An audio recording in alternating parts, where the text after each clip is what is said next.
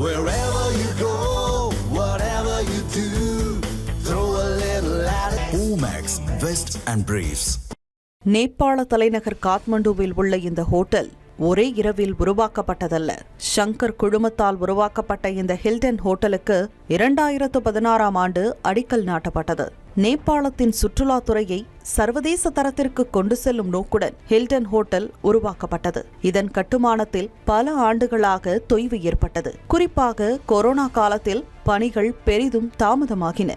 இருப்பினும் 7 ஆண்டு முயற்சியின் பலனாக சுமார் 800 கோடி ரூபாய் முதலீட்டில் கடந்த ஆண்டு ஜூலை மாதம்தான் ஹில்டன் ஹோட்டல் திறக்கப்பட்டது. நக்சல்கள் நடமாட்டம் நிறைந்த பகுதியில் அமைந்துள்ள இந்த ஹோட்டல் நேபாளத்தின் மிக உயரமான ஹோட்டலாக அறியப்பட்டது. 64 மீட்டர் உயரமுள்ள இந்த ஹோட்டல் பல்வேறு பிரிவுகளில் கிட்டத்தட்ட 176 அறைகள் மற்றும் சூட்களை உள்ளடக்கியது. இது ஆடம்பர ஹோட்டல் என்பதை விட நேபாள கலாச்சாரத்தின் பிரதிபலிப்பாகவே பார்க்கப்பட்டது. முகப்பில் புத்தமத கொடிகள், செங்குத்து கண்ணாடிகள், பகல் இரவு நேர வெளிச்சத்திற்கு ஏற்ற வண்ணங்கள் என இந்த ஹோட்டல் உயிர் பெற்றது. இதன் கட்டிடக்கலையும் அதன் சுற்றுப்புறங்களுக்கு ஏற்ப அமைந்திருந்தது. ஒருபுறம் காத்மண்டு நகர்ப்புற வீதிகளை நோக்கி சாய்ந்தபடியும் மறுபுறம் லாங்டாங் மலைத்தொடரை நோக்கியும் அமைந்து நேபாளத்தின் இயற்கை அழகை விருந்தினர்கள் ரசிக்கும்படி கட்டப்பட்டது.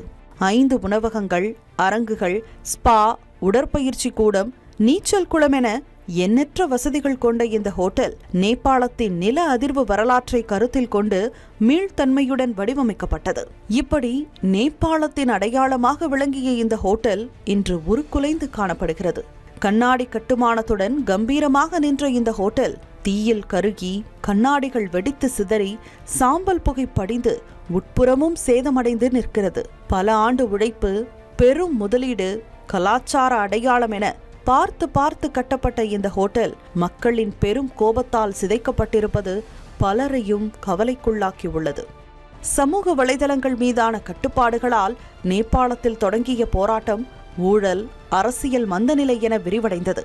பிரதமர் KP சர்மா ஒலியின் ராஜினாமா கூட மக்களின் கோபத்தை தணிக்கவில்லை.